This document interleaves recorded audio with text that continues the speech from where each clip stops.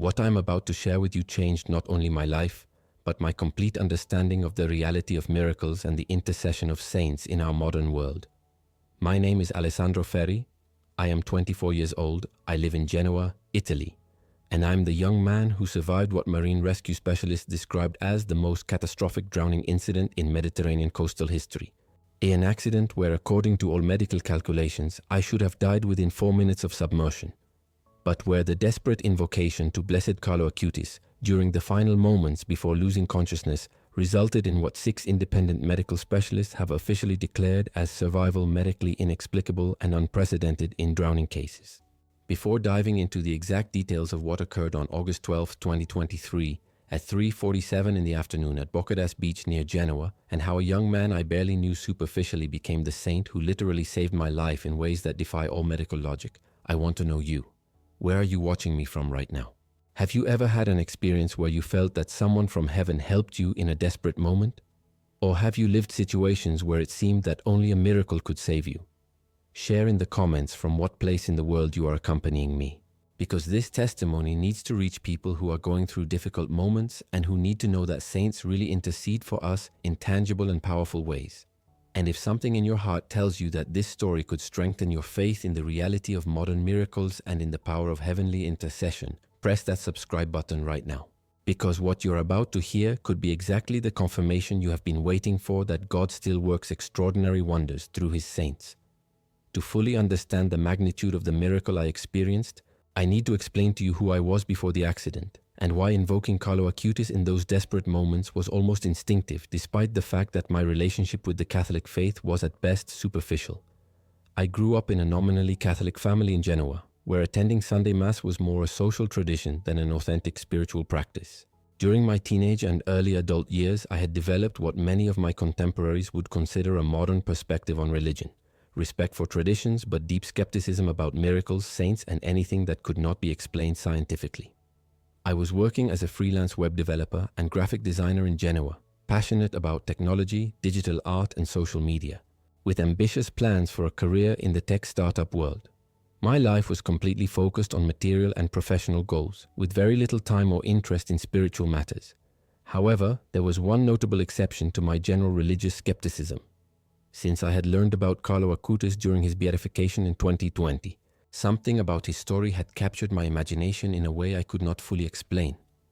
Perhaps it was because Carlo had been young like me, or because he had used technology for spiritual purposes in ways that seemed innovative to me, or simply because his cheerful and modern personality contrasted with the stereotypical images of holiness I had had during my childhood. During the 3 years between his beatification and my accident, I had occasionally read about Carlo, had visited his tomb in Assisi once out of curiosity, and had kept a small prayer card of him in my wallet, not out of particular devotion, but rather as a tenuous connection to something I felt might be authentically holy in a world that often seemed lacking in genuine transcendence.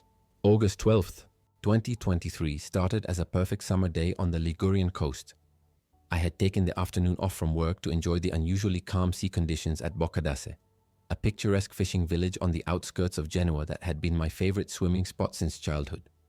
The water was crystal clear, the temperature was ideal, and there were only a handful of other swimmers enjoying the quiet beach.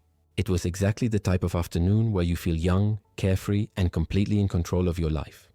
Around 3:30 p.m., I decided to swim out further than usual to reach a rocky outcrop about 300 meters from shore that offered spectacular views of the coastline.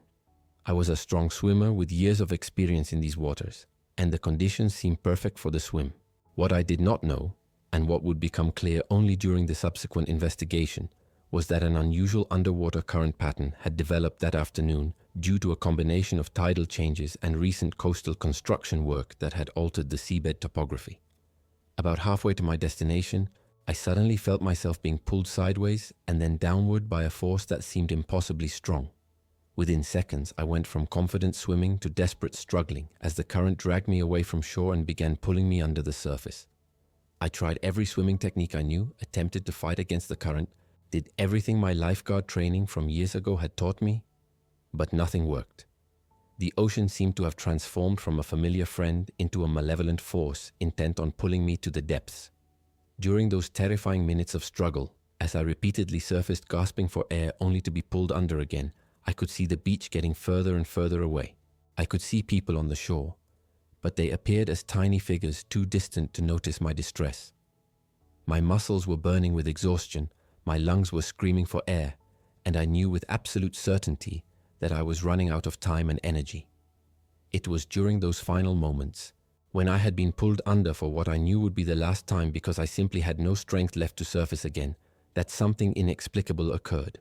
As the water closed over my head and I began to sink into the darker depths, the words that came from my mind were a desperate prayer.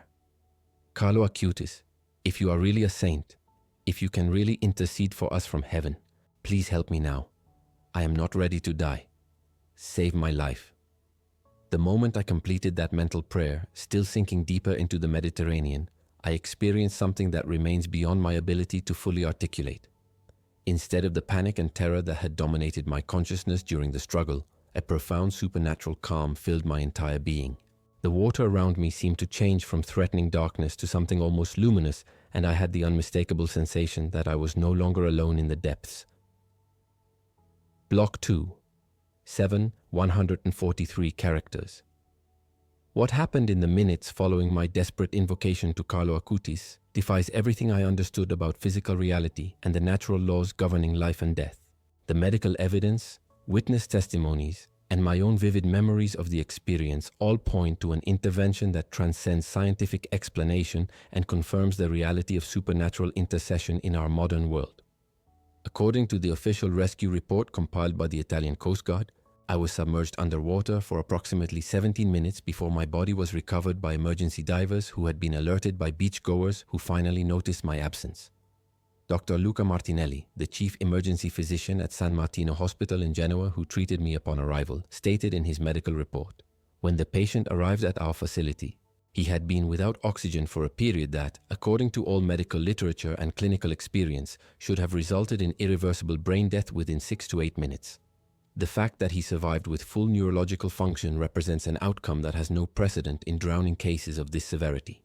But what the medical reports could not capture was what I experienced during those 17 minutes beneath the surface of the Mediterranean Sea, an experience that I remember with a clarity that seems to intensify rather than fade with the passage of time. In the moment when I invoked Carlo's intercession and felt that supernatural calm descend upon me, the physical sensation of drowning seemed to disappear completely. Though I was still underwater, still sinking deeper, I no longer felt the burning in my lungs or the panic of oxygen deprivation. Instead, I became aware of a presence beside me in the water, a presence that was invisible but absolutely tangible. I heard a voice that was clear and reassuring, but that did not come from any external audible source. Alessandro, do not be afraid. You are safe. Your prayer has been heard. The voice had a youthful quality, but also an authority that inspired complete confidence. In that moment, though I did not know it with certainty, I was completely convinced that I was hearing Carlo Acutis responding directly to the desperate invocation I had made moments before. During what seemed like an extended period, but which according to official timelines lasted only minutes, this presence guided me through what I can only describe as an out-of-body experience where I could observe my own drowning from an external perspective. I could see my physical body continuing to sink toward the seabed. I could see the distorted sunlight filtering down through the water from the surface far above. I could see my own form that should have been fighting desperately for survival, but instead appeared peaceful, almost serene. But I could also see something more, a golden light that seemed to completely surround my body, protecting it from the devastating effects of prolonged submersion. What is happening to me? I remember asking during this strange experience. The response I received was both reassuring and prophetic. You are being protected because your life has a purpose you have not yet fulfilled. This drowning will not be your end but your beginning. When you wake up, your life will be different, and you will use this experience to help others understand that miracles are real and that saints truly intercede for those who invoke them with faith. During these moments of altered consciousness, I also received what I can only describe as a vision of the future.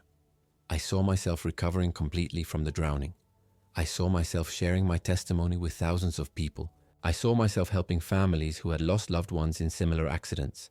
And I saw myself living a life completely transformed by this experience of miraculous intercession.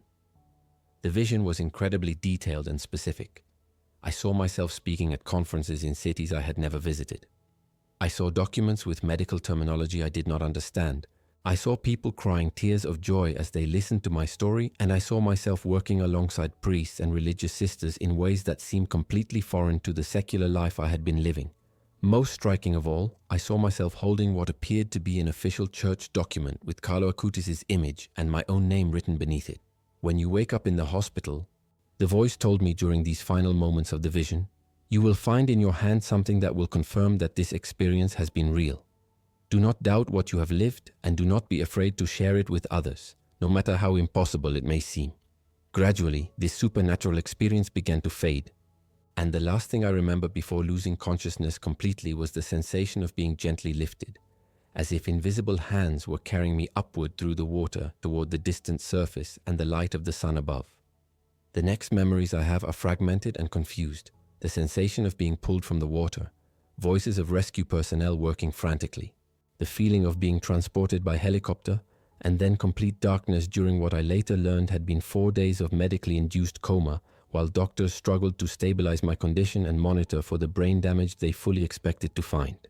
Dr. Martinelli explained to me later that when I arrived at the hospital, his team had been prepared for what they expected would be a case of severe anoxic brain injury, requiring long-term intensive care and likely resulting in permanent cognitive impairment.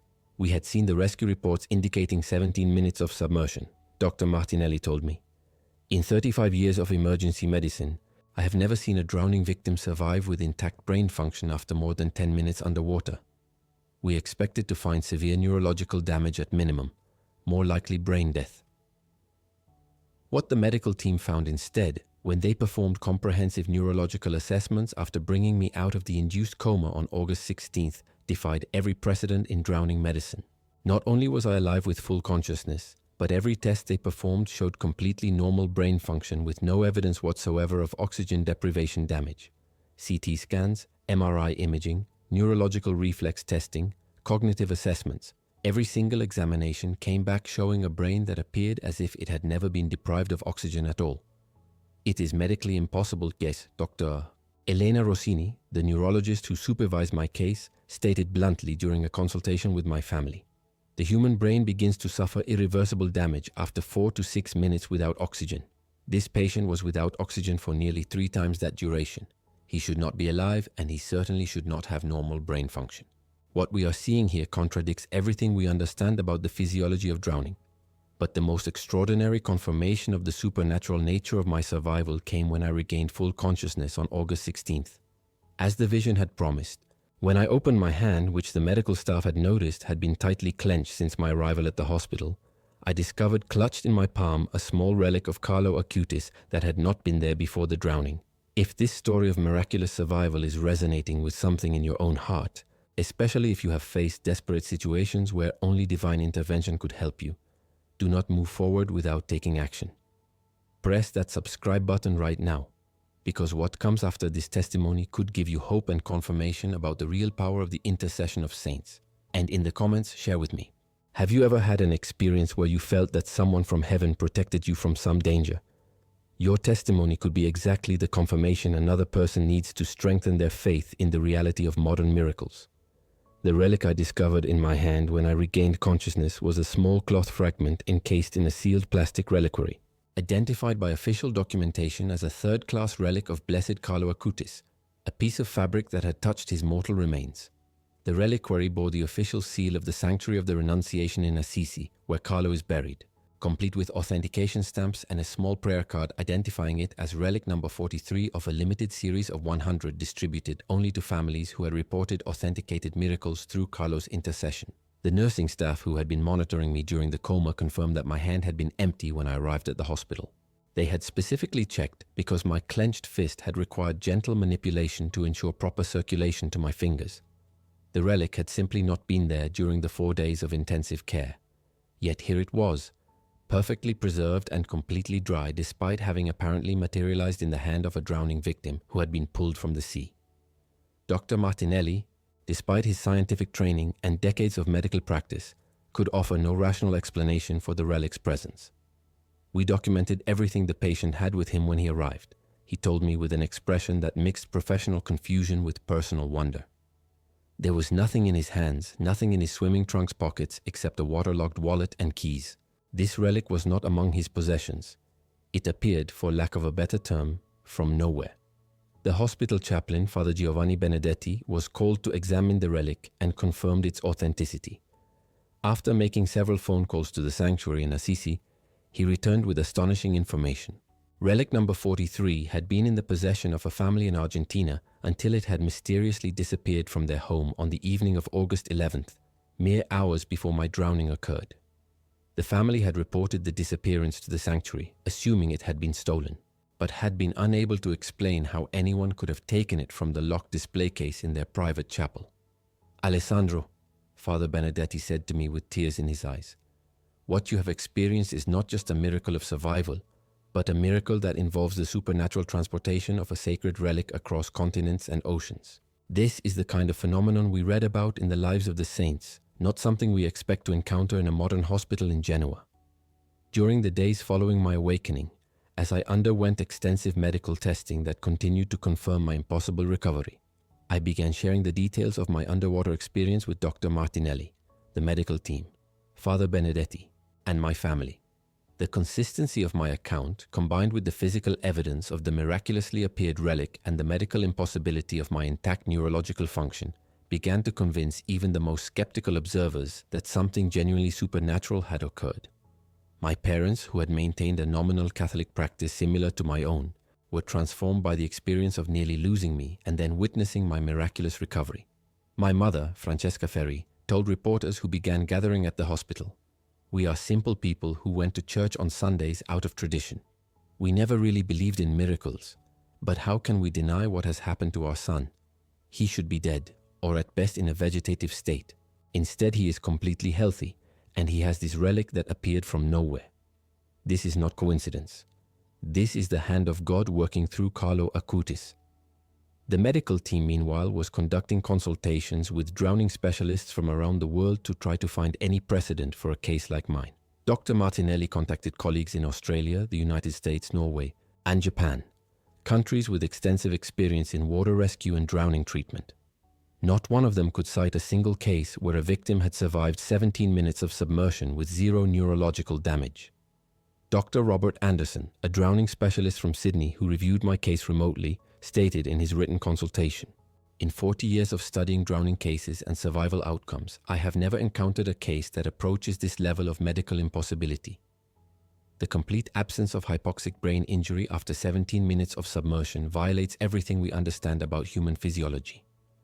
If this case is accurately documented, and the evidence suggests it is, then we are looking at an outcome that transcends natural explanation." On August 20th, 8 days after my drowning, I was visited by Sister Teresa Marchetti, a nun who worked with the cause for canonization of Carlo Acutis. She had heard about my case through Father Benedetti and had traveled from Rome specifically to interview me about the details of my experience and to examine the miraculously appeared relic. "Alessandro," Sister Teresa told me after listening to my complete testimony, "what you have experienced corresponds exactly with other documented cases of miraculous intercession by Carlo that we have been investigating for his canonization process. The appearance of an authenticated relic, your description of his voice and presence, and especially your medically impossible survival, are consistent with the pattern of miracles we are documenting." She informed me that there were at least 18 other cases under official investigation by the Vatican, cases where people in desperate situations had invoked Carlo Acutis and had experienced interventions that defied medical or scientific explanation. "Your case," she said, "may be particularly significant because you have multiple professional medical witnesses who can testify to the scientific impossibility of your survival and recovery, and because the miraculous transportation of the relic provides physical evidence that can be investigated and verified." During this conversation, Sister Teresa also explained something about the relic that filled me with renewed astonishment. She showed me photographs and documentation proving that relic number 43 had indeed been in Argentina on August 11th, and that the family who possessed it had photographic evidence of it being in their chapel just hours before it disappeared. The timing of its disappearance corresponded exactly with the moment I had invoked Carlo's help while drowning in the Mediterranean Sea. "What you are describing is," Sister Teresa said carefully, "is not merely an answered prayer or even a simple miracle of survival. You are describing a bilocation of a sacred relic. It's supernatural transportation from one continent to another instantaneously. This is the kind of miracle associated with the great saints of church history, not something we commonly see in modern times. Over the following weeks, as I regained my strength and prepared to leave the hospital, I began to understand the profound implications of what had happened to me. This was not just a personal experience of being saved from death. It was a public testimony to the reality of supernatural intervention in the modern world, a testimony that came with responsibilities I had never imagined. The local media had picked up the story, and within days it had spread across Italy and then internationally. Headlines proclaimed, "Genoa man survives impossible drowning. A miracle relic appears in drowning victim's hand." And Carlo Acutis intercedes in Mediterranean drowning. Television crews gathered outside the hospital, religious publications requested interviews, and my social media accounts, which I had used primarily for sharing web design work, were suddenly flooded with messages from people around the world. The months following my discharge from the hospital on August 28, 2023, were a period of intense investigation by both medical and ecclesiastical authorities who wanted to fully understand and document the extraordinary circumstances of my survival and recovery. What had begun as my personal experience of miraculous intercession became an official case study that would eventually be presented to the Vatican as evidence for the canonization process of Carlo Acutis. Dr. Martinelli organized a panel of 7 independent medical specialists to review my case from different professional perspectives. This panel included a trauma physician, a neurologist, a pulmonologist specializing in drowning cases, a cardiologist, a radiologist, a hyperbaric medicine specialist, and a forensic pathologist who specialized in drowning deaths. Over a period of 8 weeks, each specialist conducted their own exhaustive evaluations of my condition, reviewed all evidence from the drowning, and consulted with international colleagues about similar cases. Dr. Paolo Conti, the pulmonologist on the panel, was particularly thorough in his analysis of what should have happened to my respiratory system during 17 minutes of submersion. When a person drowns, Dr. Conti explained to me, there is a cascade of physiological events that occur with predictable timing. Within 2 to 3 minutes without oxygen, the person loses consciousness. Within 4 to 6 minutes, irreversible brain damage begins. Within 8 to 10 minutes, the heart stops.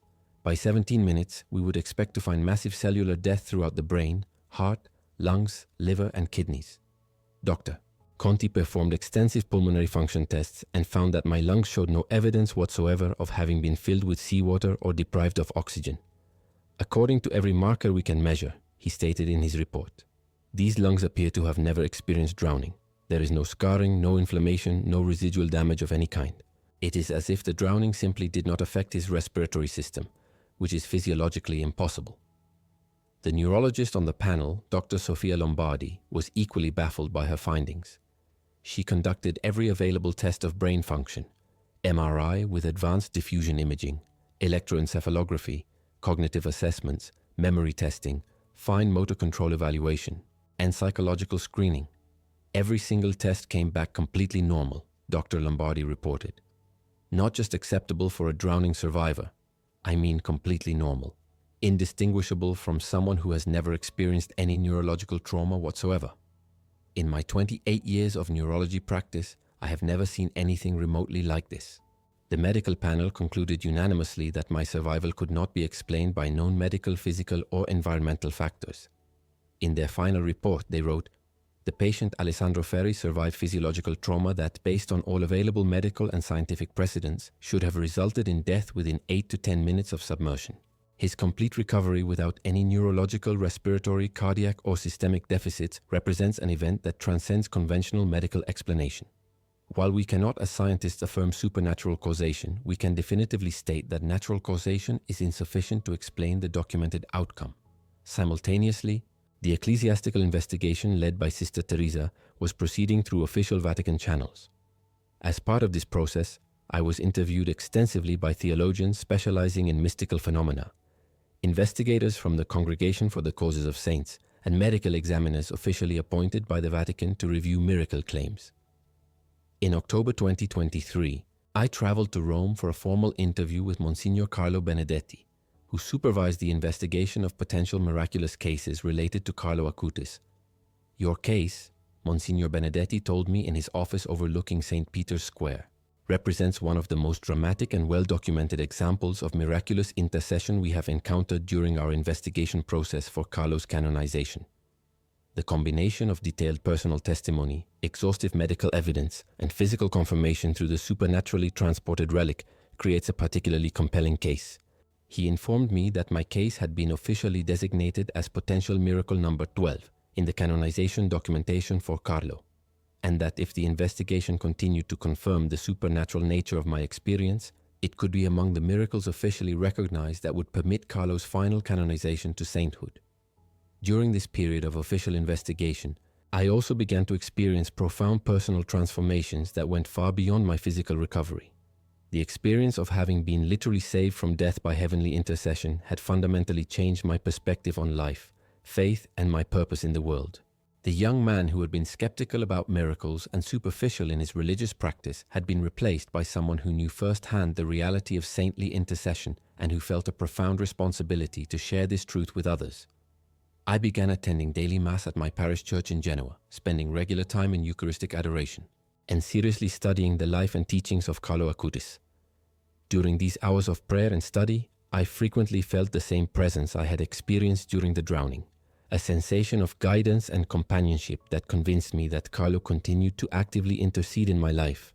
As I read more about Carlo's life, I was struck by how much his approach to faith resonated with my own experience and background.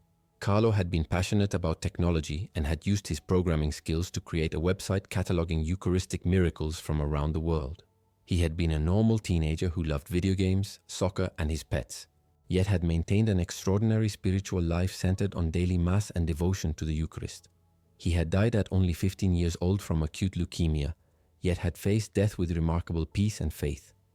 Learning about Carlo's life helped me understand why he had responded to my desperate prayer during the drowning. He had been someone who understood what it meant to be young in the modern world, who had faced death at an age when most people are just beginning to live, and who had interceded for me because he knew what I was experiencing in those terrifying moments beneath the Mediterranean. 3 months after the drowning, I made the decision to completely change my professional trajectory. Instead of continuing with my web development and design work focused on commercial clients, I decided to dedicate my skills to creating digital platforms that would share testimonies about the reality of modern miracles and help families who had experienced similar trauma. With the support of Sister Teresa and church authorities, I began building a comprehensive website that would document cases of miraculous intercession by Carlo Acutis. The response to this project was extraordinary. Within weeks of launching the initial website, I began receiving messages from people around the world who wanted to share their own experiences of Carlo's intercession. Many of these accounts involved young people who had survived impossible situations after invoking Carlo's help, creating a pattern that suggested Carlo had a particular mission of protecting and guiding youth in crisis. A family from Brazil contacted me about their daughter who had survived a catastrophic car accident after praying to Carlo. A young man from the Philippines shared how he had been healed from stage 4 cancer after his family made a novena to Carlo. A mother from Poland described how her son had been rescued from a collapsed building after she desperately invoked Carlo's intercession. These stories became so numerous that I began systematically documenting them, creating an archive of testimonies that would eventually be presented to Vatican authorities. In December 2023, 4 months after my drowning, I received an invitation that would again change the course of my life. Pope Francis had requested a personal audience with me to hear my testimony directly and to discuss the impact that my experience was having on promoting devotion to Carlo Acutis around the world. The prospect of meeting the Holy Father to share what had happened to me was both humbling and terrifying. The audience took place on December 14, 2023 in a small reception room in the Apostolic Palace. I had expected a brief formal meeting, perhaps 10 or 15 minutes to present my testimony to the Pope. Instead, His Holiness spent nearly an hour with me, asking detailed questions about every aspect of my experience and sharing his own reflections on the significance of Carlo's intercession in the modern church. "Alessandro," Pope Francis said to me after I had finished describing the underwater experience and the appearance of the relic, "what you have experienced is a sign from heaven that is desperately needed in our times. We live in an age when many young people have lost faith in the supernatural, when miracles are dismissed as superstition or psychological phenomena. Your testimony, verified by medical science, confirmed by physical evidence, and proclaimed by your transformed life, demonstrates that God continues to work wonders through His saints.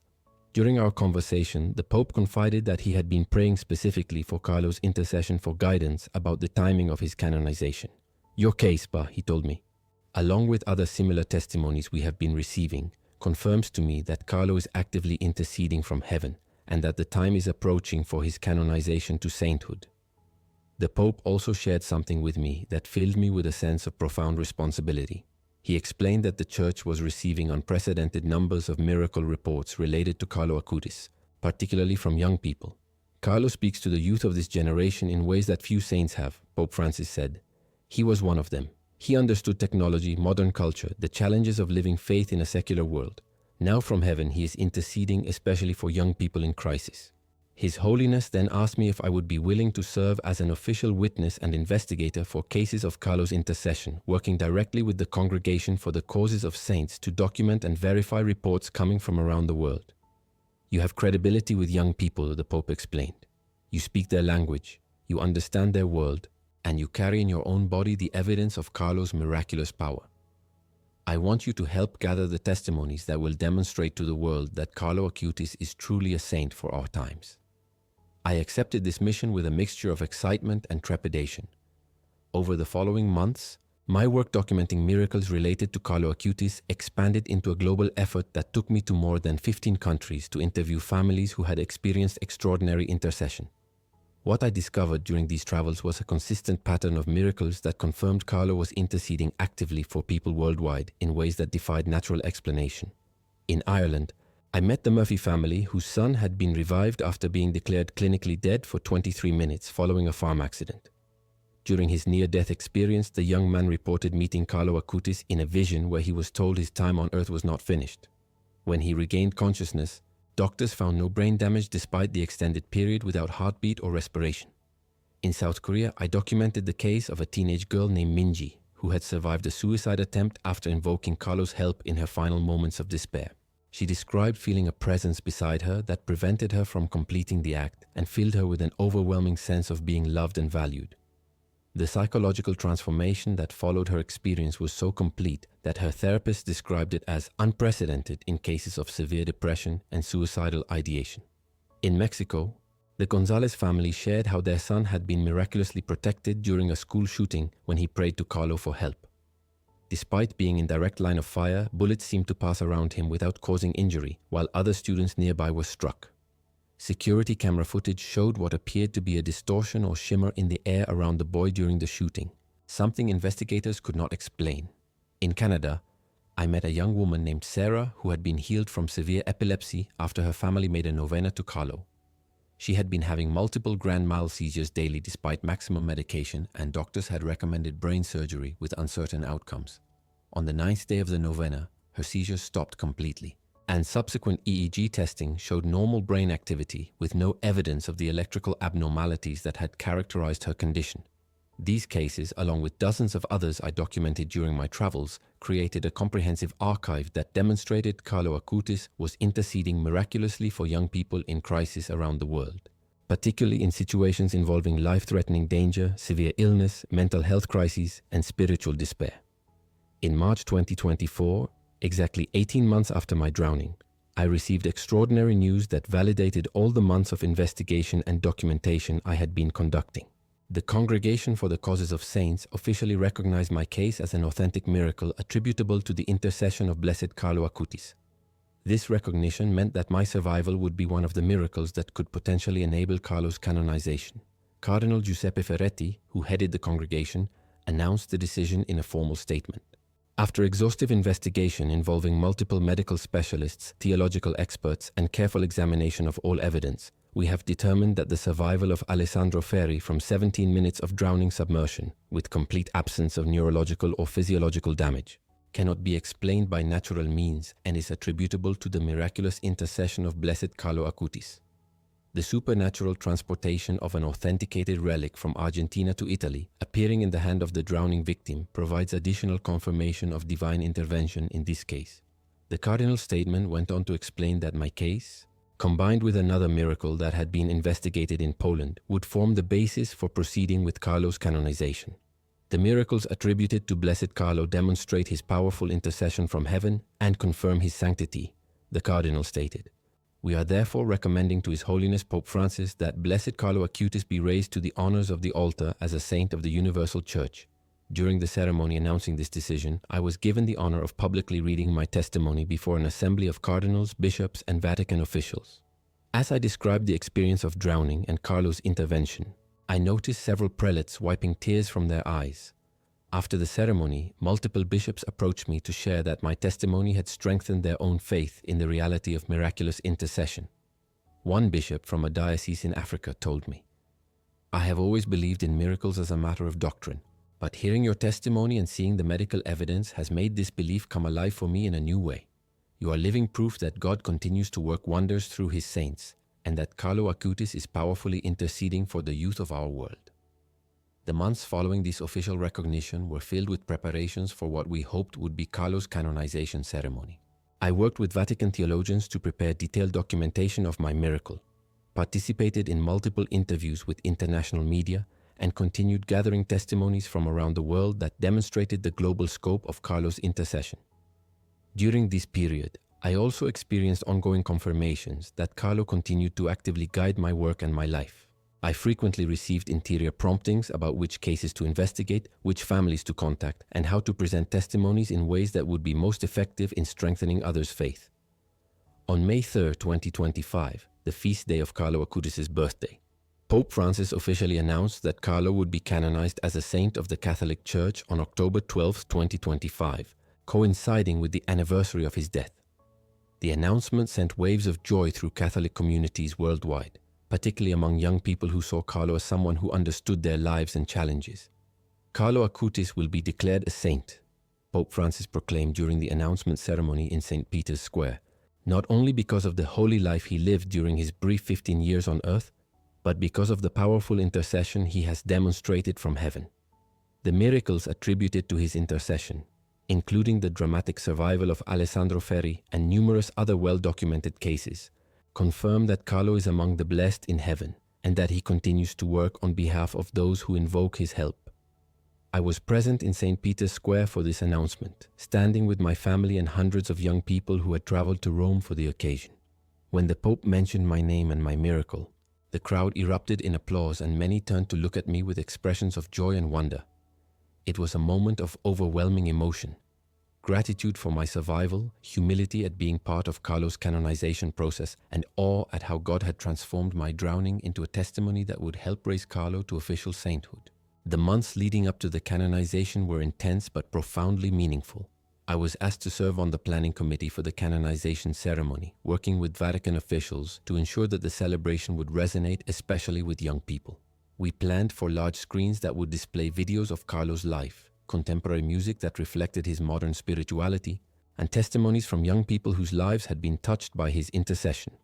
During this preparation period, something remarkable happened that demonstrated Carlo's continued active presence.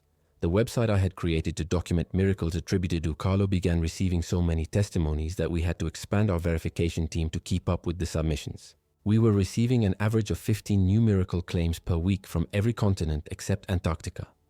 Dr. Martinelli, the emergency physician who had treated me after my drowning, volunteered to serve as chief medical consultant for reviewing these cases. "Alessandro," he told me during one of our meetings, "what we are documenting here is unprecedented in modern church history. We have medically verified cases of healings from terminal cancer, restoration of sight to the blind, reversal of paralysis, and survivals from accidents that should have been fatal. The pattern is unmistakable. Carlo Acutis is interceding powerfully from heaven for people in desperate need. One case that particularly moved me involved a young man from Australia named Thomas who had survived a shark attack after invoking Carlo's help. Thomas had been surfing when he was attacked by a great white shark that bit completely through his surfboard and severely injured his leg. As he was being pulled underwater by the shark, he mentally prayed to Carlo for help.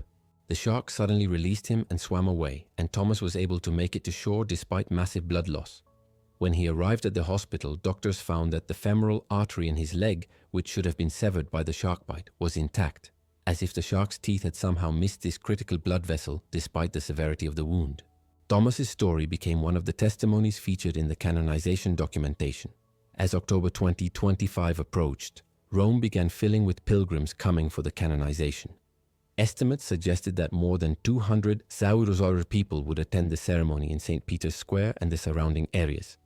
Hotels were booked solid. Special trains were added to bring pilgrims from across Italy and Europe, and Vatican officials predicted it would be one of the largest canonization ceremonies in recent church history. On October 11th, the day before the canonization, I participated in a special vigil at the Basilica of Santa Maria in Trastevere, where Carlo's parents, Andrea and Antonia Acutis, shared their memories of their son. Hearing them speak about Carlo's ordinary yet extraordinary life, his love for his dog, his passion for programming, his simple devotion to daily mass, his kindness to everyone he met, made me realize even more profoundly how this young teenager had touched the world. Carlo once told me, his mother Antonia shared during the vigil, that the Eucharist is my highway to heaven. He understood at such a young age that holiness is not about doing extraordinary things, but about doing ordinary things with extraordinary love and faith. Now from heaven, he is helping others find their own highway to God.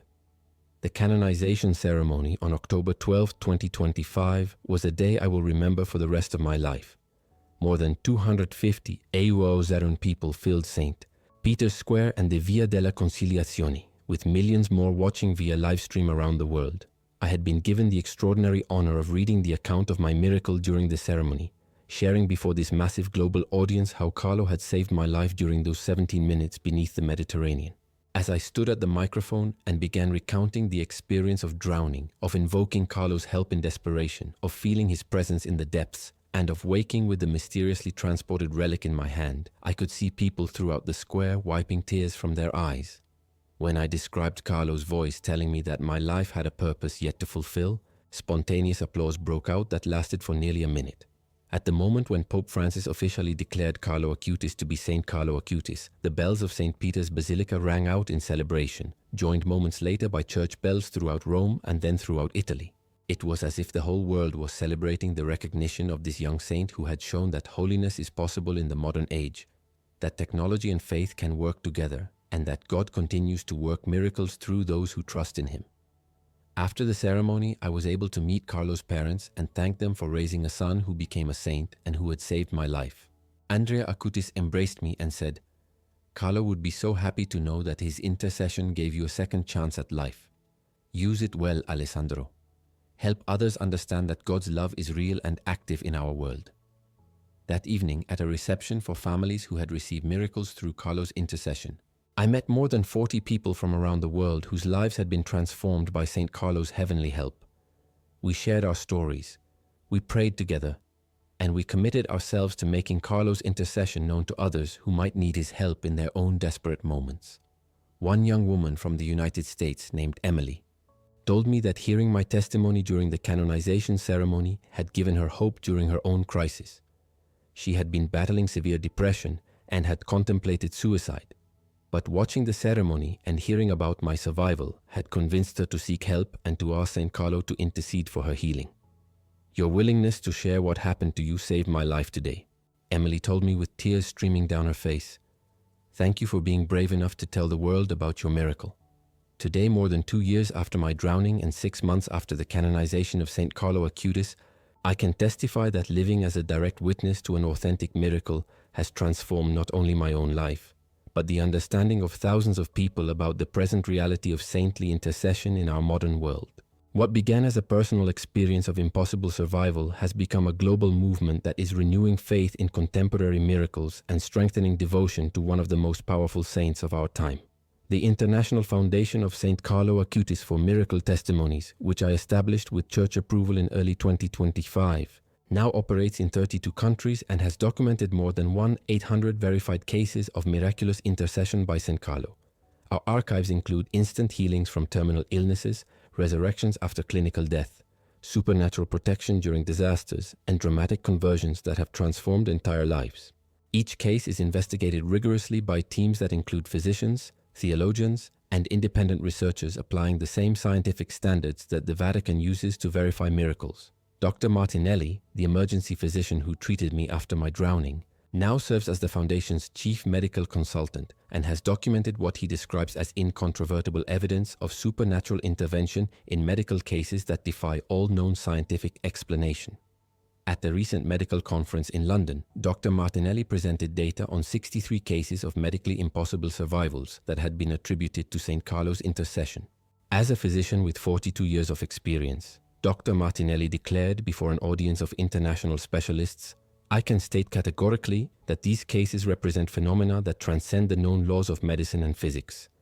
We are not talking about improbable recoveries, but about complete reversals of pathological processes that, according to all scientific knowledge, should have resulted in inevitable death. One of the most extraordinary dimensions of the ministry that emerged from my experience has been the development of what we call St. Carlo intercession networks, global communities of families who have experienced miracles through his intercession and who now support each other spiritually. These networks operate in more than 60 countries and provide specialized pastoral support for people going through crises similar to those that led the founding families to invoke St. Carlo's intercession. Thomas from Australia, whose survival of the shark attack I mentioned earlier, now directs the network in the Asia-Pacific region and has established support centers in 12 countries that provide free spiritual counseling for people facing life-threatening situations. "St. Carlo saved my life when I was being attacked by a shark," Thomas wrote to me recently. "And now I can be an instrument for him to save others who are facing their own desperate moments." The European network, led by a young woman named Sofia from Italy, who was healed from a brain tumor through Carlo's intercession, focuses specifically on families dealing with serious illnesses. Her post-miracle accompaniment program helps families process and integrate experiences of supernatural healing in ways that strengthen their faith without creating dependencies or unrealistic expectations about future miracles. During this period, we have also developed what we believe to be the most comprehensive documentation ever compiled about patterns of miraculous intercession by an individual saint. Our studies have identified specific characteristics of how St. Carlo responds to invocations during crises, including his particular propensity to protect young people during accidents, his special effectiveness in cases of diseases affecting adolescents and young adults, and his unique ability to provide spiritual guidance to youth who are discerning religious vocations. Father Marco Di Benedetto, a theologian specializing in mystical phenomena from the Pontifical Gregorian University, has studied our archives extensively and has published several academic articles about what he describes as systematic and verifiable heavenly intercession. According to Father Di Benedetto, the cases documented by our foundation represent extraordinary empirical evidence of the continued activity of canonized saints in promoting the spiritual and physical well-being of devoted faithful. My own relationship with St. Carlo has continued deepening during these years of serving as a witness to his intercession. During my daily prayer time before his image, I frequently experience interior guidance about specific cases to investigate, families to contact, and ways to present testimonies that will be most effective in strengthening the faith of particular audiences. This guidance has resulted in decisions that have led to the discovery of some of the most extraordinary miracles we have documented. One particularly memorable experience occurred during a conference in Japan, where I felt a strong interior prompting to invite the audience to share experiences of intercession they had never reported publicly. During the session that followed, 8 different families came forward to testify about miracles they had experienced but had kept private for years. These testimonies resulted in the documentation of some of the most impressive cases in our archives, including 2 resurrections after clinical death and multiple instant healings from terminal conditions. As a result of my work documenting St. Carlo's miracles, I have also had the privilege of witnessing extraordinary spiritual transformations in families who initially had been skeptical about supernatural phenomena, but who became convinced after experiencing direct intercession. Atheist doctors have developed profound Catholic faith after witnessing healings that defied scientific explanation. Families who had lost faith after personal tragedies have rediscovered hope after experiencing St. Carlo's protective intercession. The Foundation has also launched a digital platform, using my original web development skills in service of this mission, that allows people worldwide to submit miracle testimonies, request prayers to St. Carlo, and connect with others who have experienced his intercession. The platform receives more than 100,000 visits monthly and has become a hub for a global community devoted to St. Carlo and convinced of his powerful heavenly intercession. In March 2026, I was invited by the Pontifical Council for the New Evangelization to present at a Vatican conference on effective evangelization of youth in the digital age. During my presentation, I shared how St. Carlo's own use of technology to spread faith through his Eucharistic Miracles website had inspired our approach to documenting and sharing modern miracle testimonies. St. Carlo understood something profound, I told the conference attendees. He understood that technology is not inherently secular or opposed to faith, but is a tool that can be used to spread the gospel and to help people encounter the reality of God's love and power. Through our digital platforms, we are continuing Carlo's mission of using technology to evangelize, to inspire faith, and to demonstrate that miracles are not ancient legends but present realities. The most profound lesson I have learned during these years is that miracles are not exceptional events that occur only in past ages, but regular manifestations of God's love that are available to anyone who approaches with authentic faith during moments of desperate need. Saint Carlo Acutis has demonstrated that sanctity can manifest through any generation, and that saints continue to intercede actively for us in ways that are as tangible today as they were during the first centuries of Christianity. Last month, I returned to Boccadassi Beach for the first time since my drowning. Standing on the shore looking out at the Mediterranean, I felt overwhelming gratitude for the miracle that had saved my life and for the mission that had emerged from that desperate moment underwater. I thought about the 17 minutes I had spent beneath the surface, about Carlo's presence protecting me from death, about the mysteriously transported relic that appeared in my hand, and about the nearly 2,000 families whose miracle testimonies we had now documented. As I stood there, a young man approached me and said, "Are you Alessandro Ferri? I saw you speak at a conference in Milan. Your testimony about Saint Carlo saving you from drowning changed my life. I had been struggling with addiction and depression, but hearing your story gave me hope that God could work miracles in my life too. I started praying to Saint Carlo, and he helped me find the strength to get clean and to rebuild my life. Thank you for being willing to share what happened to you." This encounter reminded me why sharing my testimony, despite the vulnerability and exposure it requires, is so essential. My miracle was not just for me.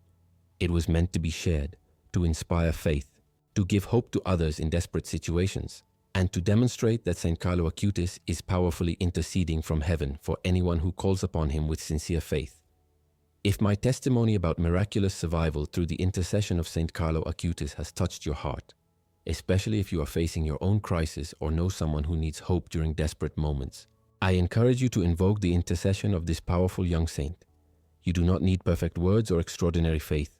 A simple and sincere invocation during moments of need can result in intervention that will change your life forever. Before you finish reading this testimony, I want to ask you to do something important. Share this story with someone who might benefit from knowing that miracles are real and that saints truly intercede for us in our modern world. Perhaps you know someone who is facing a life-threatening illness, who has lost hope, who is struggling with faith, or who simply needs to be reminded that God's love is active and powerful in our lives. Your sharing of this testimony could be the catalyst for their own miracle. In the comments, I would love to hear from you about any experience you have had with heavenly intercession, or simply how this story has impacted your perspective on the reality of contemporary miracles. Your testimony could be exactly the confirmation another person needs to invoke Saint Carlo's help during their own crisis. Remember that my survival began with a simple prayer during a desperate moment.